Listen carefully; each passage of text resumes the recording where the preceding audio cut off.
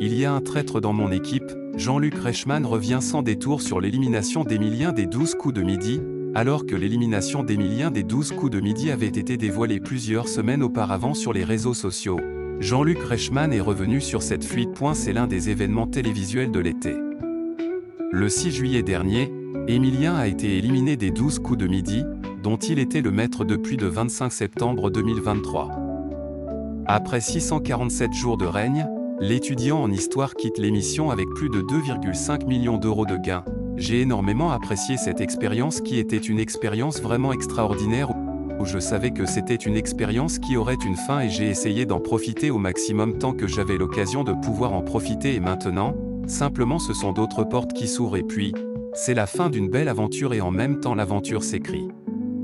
Par ailleurs d'une autre manière, avait-il confié auprès de Télé 7 jours. Cependant, cette élimination était loin d'être une surprise pour certains, puisque l'information avait fuité il y a de cela plusieurs semaines sur les réseaux sociaux sur le compte du journaliste Clément Garin.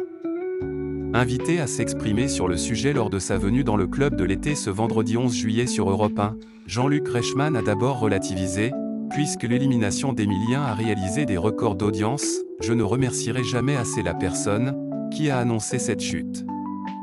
J'ai adoré. Ce n'est pas le phénomène de la personne qui l'annonce. Elle fait son boulot, voilà, il n'y a aucun problème.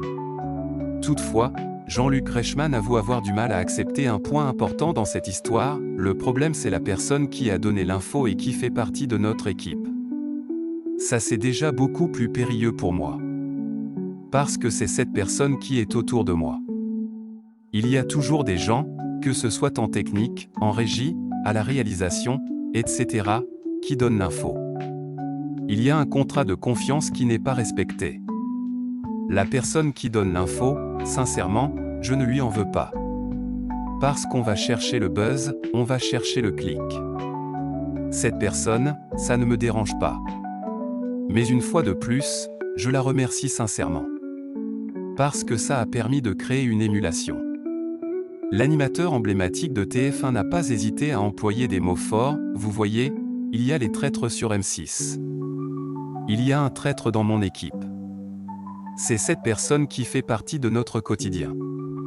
Qu'on aime, qu'on rémunère, qu'on emploie peut-être depuis des années. C'est cette personne qui nous trahit.